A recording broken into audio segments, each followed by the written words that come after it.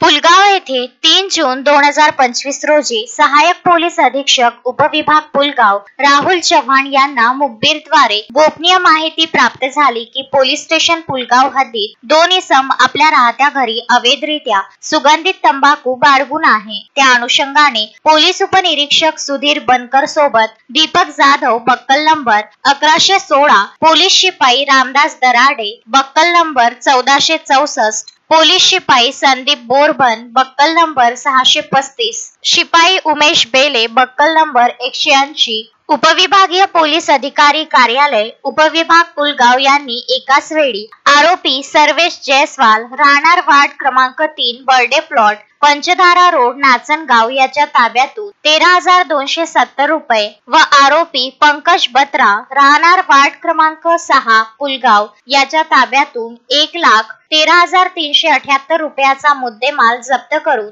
नमूद दोन्ही आरोपी विरुद्ध वेगवेगळे गुन्हे नोंद करून कायदेशीर कार्यवाही करण्यात आली आहे। अश्विन शहा, विदर्भ न्यूज, पुलगाव।